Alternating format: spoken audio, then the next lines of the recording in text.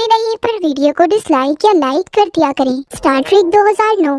एक आदमी जिसका नाम न्यूरो था, उसका प्लेनेट तबाह हो जाता है। कहा जाता है कि उस वक्त की टेक्नोलॉजी बहुत एडवांस तेज थी, इंसान सब कुछ कर सकता था। तो बहुत से लोगों ने स्पेस में आकर न्यूरो के प्लेनेट को बचाने की कोशिश की, मगर ना बचा सके और उस प्लेनेट के सभी लोग मारे गए। उसमें से बचे थे तो सिर्फ न्यूरो और उसके कुछ साथी, जो अभी फैसला करते हैं कि जिन लोगों ने उनके प्लेनेट को बचाने में मदद नहीं की और ना ही कोशिश, वो उन लोगों से बदला जरूर लेंगे और उन लोगों के प्लेनेट को खत्म कर देंगे। अब न्यूरो जिस प्लेनेट को खत्म करने की बात कर रहा था वो था अर्थ, यानी कि जमीन पर रहने वाले लोग। हमें एक स्पेसशिप दिखाया जाता है जिसमें कुछ लोग थे जो स्पेस में मिशन पर आए थे। उनका मिशन एक दूसरे प्लेनेट को बचाने का था। तभी उस स्पेसशिप के कैप्टन को एक बहुत बड़ा ब्लैक होल को अंधेरा रास्ता आसमान पर दिखाई देता है, जिसमें से बड़ा सा स्पेसशिप निकलकर बाहर आ रहा था। ये शिप किसी और का नहीं बल्कि न्यूरो का था, जिसने उस बड़े से ब्लैक होल की मदद से टाइम ट्रेवल वक्त का सफर किया था। अब वो उस शिप के कैप्टन को एक आदमी का चेहरा दिखाता है और उसका नाम स्पॉक बताता है, पर वो कैप्टन न्यूरो से कहता है कि मैं किसी स्पॉक नाम के आदमी को नहीं जानता। ये सब बातें सुनकर न्यूरो को ऐसा लग रहा था कि उसने गलत टाइम ट्रेवल किया है, वो अपने दुश्मन तक नहीं पहुंच पाया, इसीलिए वो उस शिप के कैप्टन को मार देता है और उस शिप के बाकी लोगों को भी खत्म करने की कोशिश करता है। ये सब देखकर शिप का दूसरा कैप्टन अपने छोटे शिप को ले जाकर न्यूरो से टक्कर करने वाला था, ताकि वो उसके शिप को तबाह कर सके। अब जो लोग यहाँ पर मिशन पर आए थे उनमें दूसरे कैप्टन की बीवी भी थी, जो माँ बनने वाली थी, जिसकी हालत बहुत खराब हो रही थी। थोड़ी ही देर बाद दूसरे कैप्टन की बीवी के यहाँ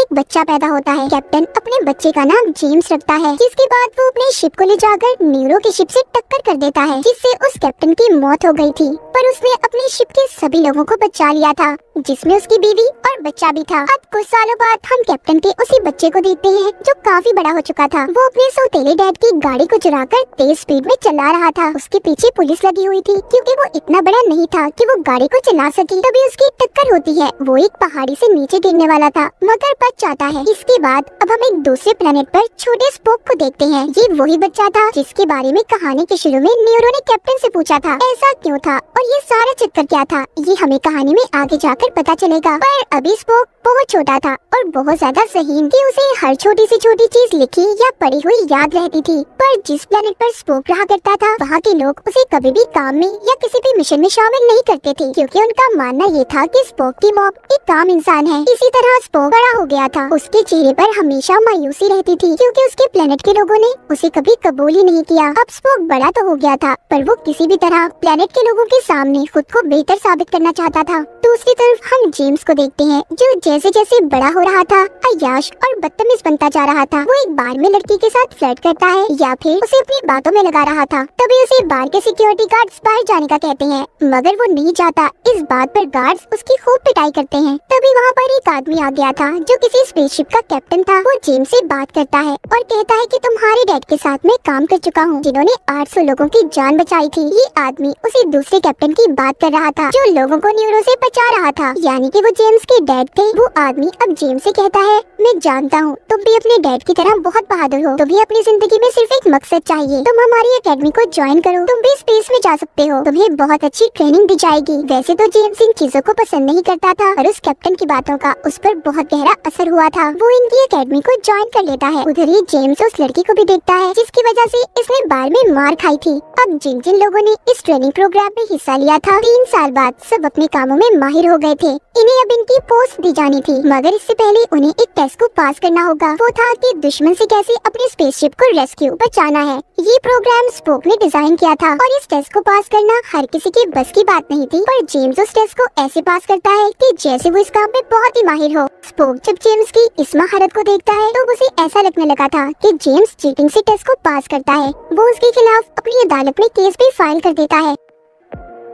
वहाँ पर उनकी बहुत बहस होती है। स्पोक कहता है कि इस टेस्ट को इसलिए बनाया गया था ताकि एक कैप्टन को अपने लोगों को खोने का एहसास हो, पर जेम्स ने इस टेस्ट को सिर्फ एक वीडियो गेम समझकर पास किया। इन्हीं बातों के दौरान उन्हें पता चलता है कि उनका एक स्पेसशिप ब्लैक होल में फंस गया है, जिसे उन्हें बचाना है। अब सभी उस शिप को बचाने के लिए निकल गए थे, मगर इन्होंने जेम्स को डिसमिस कर दिया था, यानी कि जेम्स अब उनके साथ नहीं जा सकता था। तभी उसका दोस्त उसे एक दवाई देता है। उसके असर से जेम्स की हालत खराब होने लगी थी। इस तरह जेम्स का दोस्त उसे शिप में ले आया था, लेकिन उस दवाई की वजह से जो उसके दोस्त ने उसे दी थी उसका असर उल्टा होने लगा था। वो गुब्बारे की तरह फूल गया था, पर उसका दोस्त उसे एक इंजेक्शन देकर ठीक कर देता है। अब जेम्स को ये बात पता चलती है कि उनका शिप एक ऐसे ब्लैक होल में फंसा है जिसकी वजह से कई सालों पहले उसके डैड की भी मौत हुई थी। जेम्स के शिप में स्पोक भी था। यहाँ पर जेम्स कैप्टन से कहता है कि हमें उधर नहीं जाना चाहिए जहाँ पर हमारा स्पेसशिप फंसा हुआ है, क्योंकि वहाँ जाने के बाद हम सब मारे जाएंगे। कई हद तक जेम्स की बातें सच थी, मगर फिर भी उसकी किसी बात पर कोई यकीन नहीं करता और अपने शिप को उस जगह पर ले जाते हैं जहाँ पर जाकर वो ये देखते हैं उनसे पहले जितने भी स्पेसशिप यहाँ पर आए थे न्यूरो ने उनके शिप को तबाह कर दिया था। यानी कि ये सारा प्लान न्यूरो का था, वो ही इन्हें यहाँ पर लाना चाहता था और अब वो इनके शिप को भी अपने कंट्रोल में कर लेता है। मगर वो इनके शिप को कुछ भी नहीं करता, क्योंकि जेम्स के शिप में स्पोक था जिसका कई सालों से न्यूरो इंतजार कर रहा था। अब वो इनके कैप्टन को खुद को सरेंडर करने का कहता है, खुद को न्यूरो के हवाले कर दे। जेम्स के शिप का कैप्टन अपने लोगों की जान बचाने के लिए सब करने के लिए तैयार था, लेकिन उससे पहले कैप्टन के पास एक प्लान था। वो न्यूरो के पास जाने से पहले उसके सभी सिस्टम्स को ब्लॉक करना चाहता था, यानी कि इनके किसी भी काम का न्यूरो को पता न चले। इस काम के लिए जेम्स और 2 लोगों को चुना चाहता है। ये पैराशूट की मदद से नीचे उतरते हैं। इन्होंने न्यूरो के टावर पर लैंड करना था। टावर के करीब पहुंचकर जब ये अपने पैराशूट को खोलते हैं तो इनका एक साथी गलत लैंडिंग की वजह से मारा जाता है। जेम्स और उसका अब एक और साथी बचे थे। वो न्यूरो के टावर पर पहुंचकर उसके आदमियों से मुकाबला करते हैं। जेम्स ने उन्हें मार दिया था और वो उनके टावर पर भी गोलियां चलाता है, जिससे उनका सिस्टम ब्लॉक हो गया था। अब जेम्स के शिप के कैप्टन अपने लोगों को टेलीपोर्ट कर सकते थे,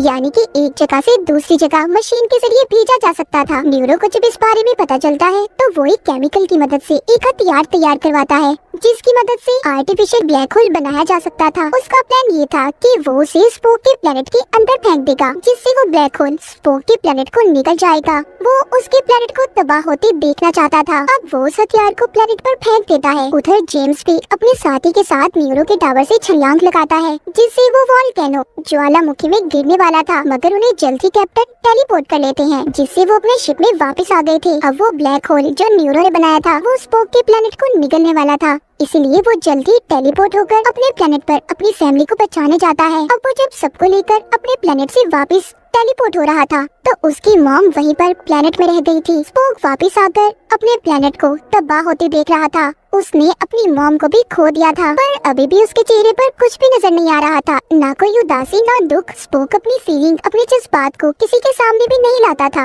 उधर न्यूरो जेम्स के शिप के कैप्टन को पकड़कर बांध देता है। वो उससे उसकी एकेडमी की सारी इन्फॉर्मेशन निकलवाना चाहता था। जब कैप्टन उसे कुछ भी बताने से मना करता है तो वो एक अजीब सी कीड़े को कैप्टन के मुंह में डालने वाला था, जिससे उसे बहुत तकलीफ हो रही थी। इधर शिप में जेम्स स्पोक से कहता है कि हमें हमारे कैप्टन को बचाना होगा, पर स्पोक ने उसकी बात मानने से मना कर दिया था और कहता है कि अगर हम न्यूरो के टावर के पास गए तो हमारी जान को भी खतरा है। इतना कहकर वो जेम्स को भी शिप से नीचे फेंकवा देता है। जेम्स अभी कैसे प्लेनेट पर पहुंच गया था जहां पर चारों तरफ बर्फ थी। वो अपने सामने बड़े से क्रिएचर को आते देखता है जो उसे मारने वाला था। तभी एक उससे भी बड़ा क्रिएचर आकर उस छोटे क्रिएचर को खा जाता है। अब वो जेम्स को भी खाने वाला था। तभी एक आदमी आकर उसे बचा लेता है। वो आदमी उसे गार में ले आया था। वो जेम्स से कहता है कि तुमने मुझे कैसे ढूंढा? वो आदमी कहता है मैं भी स्पोक हूँ, मैं फ्यूचर से आया हूँ। आज से 129 साल पहले एक सितारा जो फट गया था वो हमारे प्लेनेट को नुकसान पहुँचाना चाहता था, मगर मैंने एक हथियार तैयार किया जिससे बहुत बड़ा ब्लैक होल बना। उसने उस सितारे को काबू करने के बजाय न्यूरो के प्लेनेट पर हमला कर दिया।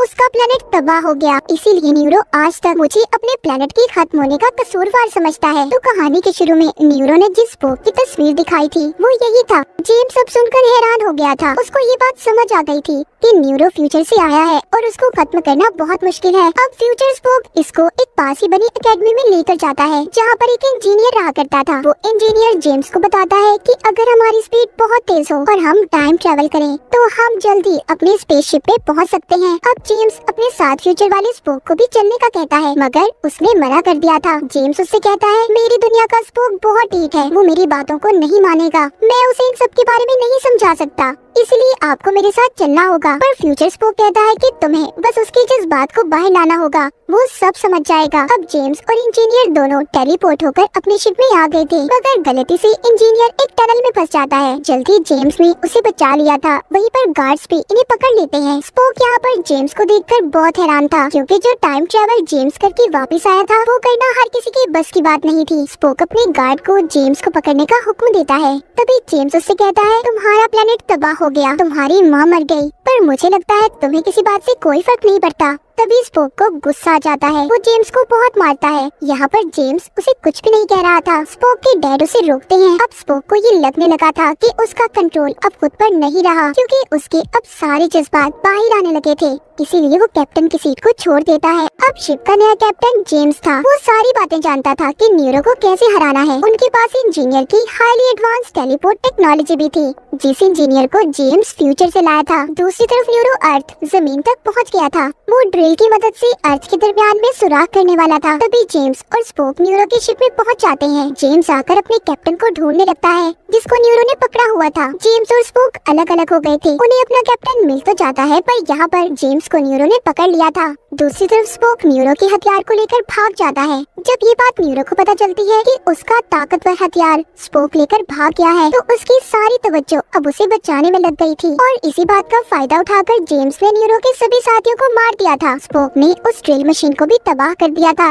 जो अर्थ में सुराख कर रही थी। अब स्पोक उस हथियार को न्यूरो के शिप की तरफ छोड़ देता है। जेम्स, स्पोक और कैप्टन तीनों टेलीपोर्ट होकर अपने शिप में पहुंच गए थे। उधर अब उस हथियार से ब्लैक होल बनना शुरू हो जाता है। न्यूरो के शिप को वो गुप्त रास्ता निकलने वाला था, इसलिए जेम्स उसे खुद को उनके हवाले करने का कहता है। पर न्यूरो को मरना पसंद था, ना कि झुकना। इसलिए जेम्स अब उसके शिप पर हमला करके उसे खत्म कर देता है। जब जेम्स का शिप ब्लैक होल के पास से गुजर रहा था, तो उसके अंदर की ग्रेविटेशनल फोर्स इनके शिप को भी अपनी तरफ खींचती है, जिस वजह से अब इनका शिप भी टूटने वाला था। मगर इनके पास भी एक इंजीनियर था, जिसको जेम्स फ्यूचर से लाया था। वो इस ब्लैक होल में बॉम्ब फेंकता है, जिससे धमाके की वजह से इनका शिप खुद ही उसमें से बाहर आ गया था। और इस तरह इन्होंने फ्यूचर से आए खतरे को हमेशा के लिए खत्म कर दिया था। ये सभी जमीन पर अब वापस आ जाते हैं। इस दुनिया का स्पोक जब अपने फ्यूचर स्पोक को देखता है तो हैरान हो जाता है। फ्यूचर का स्पोक उससे कहता है, आगे जाकर तुम और जेम्स बहुत अच्छे दोस्त बनने वाले हो। मैंने एक नया प्लेनेट भी तलाश किया है, जहाँ पर जाकर दोबारा से हम उसे आबाद कर सकते हैं। जेम्स को अकेडमी की तरफ से कैप्टन बना दिया गया था। जो पोस्ट उसे 8 साल बाद मिलनी थी, उसने उसे 4 सालों में हासिल कर लिया था। जेम्स को अब और भी बहुत कुछ तलाश करने स्पेस में जाना था। और इसी के साथ ये कहानी यहीं पर खत्म हो जाती है।